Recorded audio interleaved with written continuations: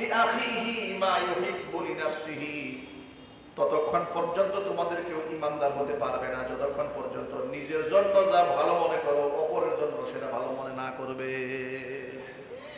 নিজের জন্য যা উত্তম মনে করো অপরের জন্য সেটা উত্তম মনে করতে পারবে। সুবহানাল্লাহ। এর চেয়ে মানবতার উজ্জ্বল দৃষ্টান্ত পৃথিবীতে আর কিছু হতে পারে? আরো যদি বলুন, হতে পারে? আফসোস, যারা এই সমস্ত আদর্শ বিশ্বাসী তাদেরকে পশ্চিমা থেকে মানবাধিকার শেখানোর জন্য পায়তারা চালানো হচ্ছে। আমরা বলবো, মানবাধিকার সংস্থা, আন্তর্জাতিক মানবাধিকার সংস্থা জাতিসংঘের এই কমিশনটি গোটা পৃথিবীর মধ্যে সফলতার পরিচয় বহন করতে পারে নাই, সব জায়গায় তারা ব্যর্থতার পরিচয় দিয়েছে। ঠিক না ব্যাটিক যদি বলে? তারা এই জাতিসংঘ তৈরি করেছে আর মানবাধিকার সংগঠন তৈরি করেছে একমাত্র অমুসলিমদের অধিকারকে রক্ষা করার জন্য। মুসলিমদের অধিকার রক্ষা জাতিসংঘ পৃথিবীতে কোনো ভূমিকা রাখতে পারেনি। কথা ঠিক না ব্যাটিক যদি বলে? ওরা কোনো অধিকার রাখতে পারে না। সুতরাং শুনতে ভালো লাগলেও যে আমাদেরকে মানবতা শিখাতে আসবে, কিন্তু এর অন্তর্নিহিত বিষয়টা বড় মারাত্মক। কেমন মারাত্মক একটু লক্ষ্য করেন। আমরা যারা মুসলমান, আমরা বিশ্বাস করি ইসলাম যে দর্শন আমাদেরকে দিয়েছে এর মধ্যে রয়েছে মানবতা। পক্ষান্তরে আন্তর্জাতিক মানবাধিকার সংস্থা আপনাদেরকে বোঝাবে ওদের কাছে মানবাধিকার বলতে কি কি বোঝায়। আমার কাছে মানবাধিকার হচ্ছে নারী তার মর্যাদা পাবে, পুরুষ তার মর্যাদা পাবে। কোন পুরুষ মহিলার মর্যাদা পাবে না, কোন মহিলা পুরুষের মর্যাদা পাবে না। কথা ঠিক না ব্যাঠিক যদি বলে? প্রত্যেকে আপন আপন জায়গায় ন্যায্য অধিকার পাবে। পৃথিবীতে মানুষের স্বাধীনতা আছে, তবে সেই স্বাধীনতা উন্মুক্ত নয়, সেই স্বাধীনতা কুরআন সুন্নাহ দ্বারা সীমাবদ্ধ। কথা ঠিক না ব্যাঠিক যদি বলে? আর পশ্চিমা মানবাধিকার সংস্থা মানুষকে এমন স্বাধীনতা দিয়েছে, পুরুষ ইচ্ছা করলে মহিলাদের ড্রেস পরে ঘুরে বেড়ায়, মহিলা ইচ্ছা করলে পুরুষের ড্রেস পরে ঘুরে বেড়ায়। এটা হচ্ছে মানবাধিকার, এটার নাম নাকি স্বাধীনতা। নবী করিম সাল্লাল্লাহু আলাইহি ওয়াসাল্লাম ১৫০০ বছর আগে বলেছেন, ওই সমস্ত পুরুষের উপর আল্লাহ পাকের লানত যেই পুরুষ মহিলাদের ড্রেস আপ করেছে। অনুরূপভাবে ওই সমস্ত মহিলাদের উপর আল্লাহ পাকের লানত যে সমস্ত মহিলারা পুরুষের পোশাক পরেছে। ইতিমধ্যে আপনারা বাংলাদেশে লক্ষ্য করেছেন, বাংলাদেশে একটি সংখ্যাগরিষ্ঠ মুসলিম দেশ।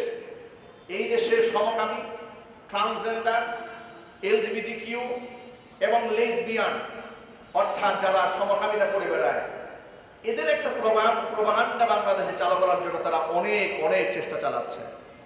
কিন্তু এদেশের সচেতন মহল আলেম ওলামাদের প্রতিবাদের মুখে সমকামীরা এই দেশে মাথা চালা দিয়ে দাঁড়াতে পারছে না। ঠিক কিনা বলেন? সমকামী মানে পুরুষ পুরুষকে বিবাহ করবে, নারী নারীকে বিবাহ করবে। মানবাধিকার কমিশন যদি বাংলাদেশে গঠিত হয়ে যায়, তখন তারা বলবে এই সমকামীরা সব মানবাধিকার কমিশনের কাছে আশ্রয় গ্রহণ করে বলবে, দেখুন আমরা স্বাধীন জীবন যাপন করতে চাই, কিন্তু এই হুজুরদের কারণে আমরা স্বাধীন জীবন যাপন করতে পারি না। এখানে দেশটা একটা যুদ্ধের দিকে তারা ঠেলে দেবে। তখন তারা মানবাধিকারের নামে তারা কওমে লূতের সেই অভিশপ্ত কর্মকাণ্ড অর্থাৎ সমকামিতা, হোমোসেক্সুয়ালিটি বাংলাদেশে মানবাধিকারের স্লোগান দিয়ে প্রতিষ্ঠা করা আন্দোলন করতে পারে। সুতরাং সেই সুযোগ ইনশাআল্লাহ বাংলা মনে দেওয়া হবে না। ওরা সুকৌশলে পুরুষদেরকে মহিলা, মহিলাদেরকে পুরুষ এই দেশাবে প্রতিষ্ঠিত করার জন্য কয়েকদিন ধরে পায়তারা চালাচ্ছে। ইতিমধ্যে আপনারা দেখেছেন বাংলাদেশের সিনেমা জগৎটা, পরিচালনা জগৎ কোন এক জগতের কোন এক অদ্ভুত এক পুরুষ মানুষ, নাম নাকি এডলফ খান। এটা কি ইংরেজি নাম না বাংলা নাম না এর অর্থ কি এটা আমাদের জানা নাই। আচ্ছা, এডলফ খান এটা কোনো নাম হতে পারে? কথা বুঝেন না আপনারা? এডলফ এটা কি মানুষের নাম হতে পারে? নাম দিয়েছে। আর এই ভদ্রলোকটি এমন বিকৃত মস্তিষ্কের, পুরুষ হয়ে তিনি ভুরু প্লাক করেন, পুরুষ হয়ে তিনি মেকআপ করেন, মহিলাদের মতো পোশাক পরেন। এত কিছু করার পরে তাকে নাকি পুরস্কার দেওয়া হয়েছে বাংলাদেশের সবচেয়ে সুদর্শন পুরুষ।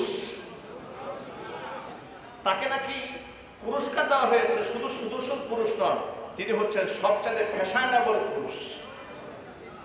যে পুরুষ হয়ে ভুরু প্লাক করে, মেকআপ করে, মহিলাদের মতো সাজগুজ করে, তাকে তো সবচেয়ে ফ্যাশনেবল পুরুষ না দিয়ে তাকে একটা হিজড়া হিসেবে পুরস্কার দেওয়া দরকার।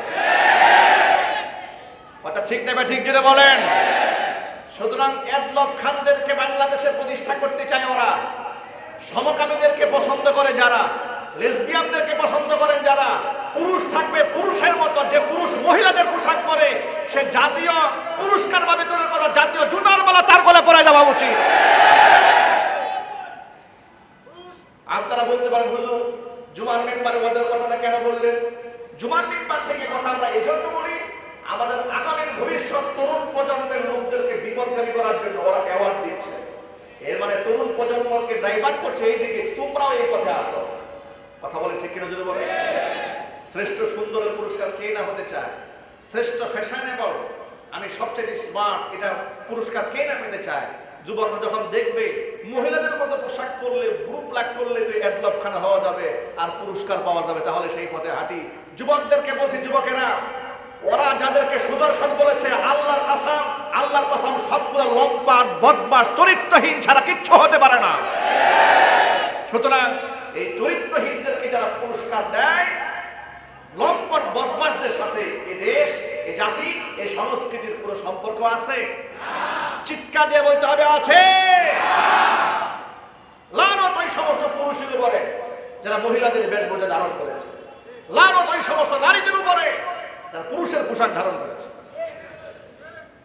এটা হচ্ছে আল্লাহ পাকের পক্ষ থেকে লানত প্রাপ্ত, মালউন, অভিশপ্ত। আর এদের পিছনে বাংলাদেশের কথাগুলো সাংবাদিকরা পাগলের মতো দৌড়ে যায়। আপনি কিছু বলেন, আল্লাহর কসম, যে সমস্ত সাংবাদিকরা দুইটা পয়সার জন্য এই সমস্ত হাফ লেডিস, এই সমস্ত তথাকথিত লেসবিয়ান, গেদের প্রশংসা করে, আল্লাহর কসম এরা মুসলমানের শত্রু, এ রাষ্ট্রের শত্রু, কালচারের শত্রু, ভবিষ্যতের শত্রু। এরা জাতির বিবেক হতে পারে না। জাতিসংঘের মানবাধিকার কমিশন যদি বাংলাদেশ গঠিত হয়ে যায়, তাহলে এই এডলফ খানের মতো ব্যক্তিরা, হোসিমিনের মতো ব্যক্তিরা, বগুড়াতে বাড়ি ভদ্রলোকের, পুরুষ ট্রান্সজেন্ডার হয়ে মহিলা হয়েছে, উনি নাকি জাতীয় নারী দিবসে আবার ডক্টর ইউনূসের কাছ থেকে পুরস্কার গ্রহণ করেন। নারী জাতের জন্য এর চাইতে লজ্জা কিছু হতে পারে? নারীদের পক্ষে পুরস্কার গ্রহণ করে ট্রান্সজেন্ডার মহিলা, জন্মগত মহিলা পুরস্কার পায় না, কিন্তু পুরুষ থেকে লিঙ্গ কর্তন করে সার্জারির মাধ্যমে মহিলা হয়েছে, সে পুরস্কার পাচ্ছে। এর মানে হচ্ছে ট্রান্সজেন্ডারদেরকে প্রমোট করা হচ্ছে। আমি আপনাদেরকে সতর্ক করে বলে দিচ্ছি, আলেম ওলামাদের পক্ষ যদি আহ্বান আসে ট্রান্সজেন্ডারদের বিপক্ষে, সমকামীদের বিপক্ষে এবং তথাকথিত নারীবাদের বিপক্ষে যদি দাঁড়িয়ে যেতে হয়, আপনারা কি প্রস্তুত আছেন তো? ইনশাআল্লাহ।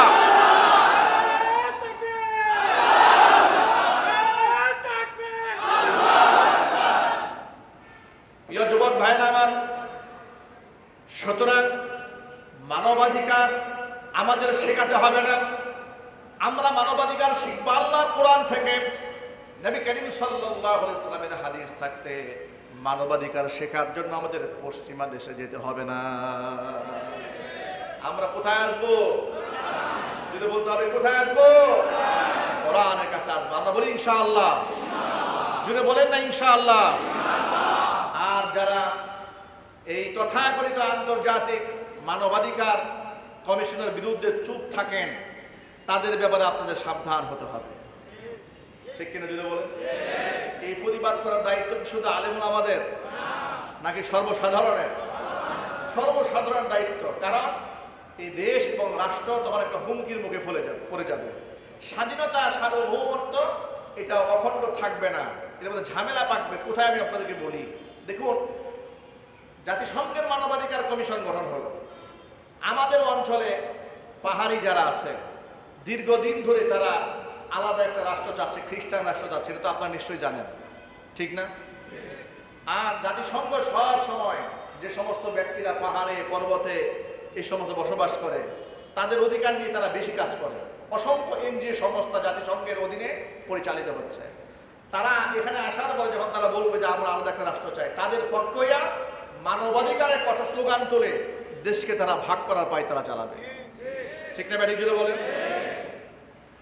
মানবাধিকারের কথা বলে এত মানবাধিকার তারা বিশ্ববাসীকে উপহার দিয়েছে। ফিলিস্তিনে অসংখ্য লোকেরা ক্ষুধার্ত অবস্থায় মরে যাচ্ছে। কথা বলেন না, জুড়ে বলেন। খাবারের জন্য যাচ্ছে, খাবার আনতে যাচ্ছে, সেখানে টার্গেট করে বোমা মেরে মানুষকে হত্যা করা হচ্ছে।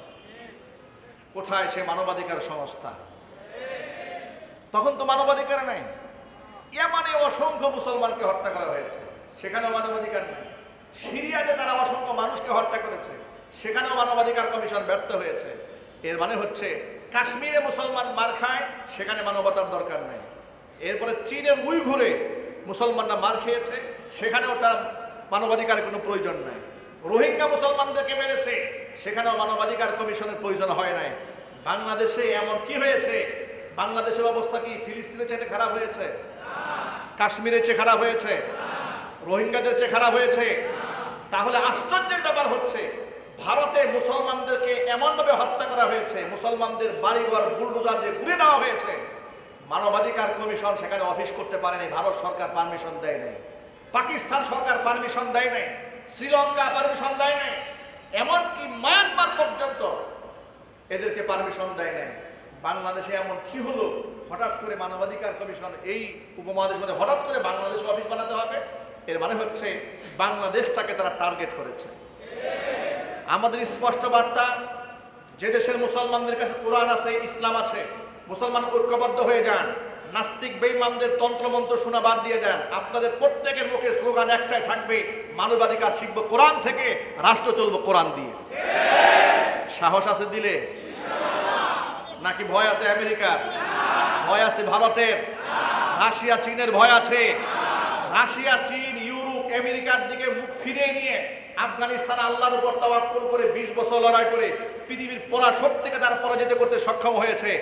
কোরআন বলছে মাইয়াত্তাকিল্লাহা ইয়াজআল লাহু মাখরাজা, যেই ব্যক্তি আমাকে ভয় করে তার মুক্তির রাস্তা আমি খুলে দেব। গোটা জাতি ঐক্যবদ্ধ হন, আমরা আগামীর বাংলাদেশ কোরআনের বাংলাদেশ বানাতে চাই। আপনারা কি ঐক্যবদ্ধ আছেন? কারা কারা আছেন? আমি দু হাত দেখতে চাচ্ছি। আল্লাহ পাক কবুল করেন, জোরে বলেন আমিন। মুক্তির রাস্তা কে খুলে দেবেন? এই বিশ্বাস অন্তরে আছে তো? আল্লাহ পাক যেন কবুল করেন, মঞ্জুর করেন, জোরে বলেন আমিন। সুতরাং মানবতা শিখতে হবে ইসলাম থেকে, কোরআন থেকে। ইহুদি খ্রিস্টানদের কাছ থেকে আমরা মানবতা শিখতে চাই না। মানবাধিকার প্রতিষ্ঠা হলে আর কত ধরনের প্রবলেম রাষ্ট্র সম্মুখীন হতে পারে, এটা ইনশাআল্লাহ আল্লাহ যদি আমাদের হায়াত দারাজ করেন আগামী জুমায় পরবর্তী আলোচনা হবে। সে পর্যন্ত আল্লাহ রাব্বুল আলামিন আমাদেরকে ভালো থাকার তৌফিক দান করুন, আমিন। ওয়া আখিরু দাওয়ানা আনিল হামদুলিল্লাহি রাব্বিল আলামিন। ক্বাবলা আল জুমআ 4 রাকাত সুন্নাত নামাজ যারা আদায় করেননি মেহেরবানি করে আদায় করেন।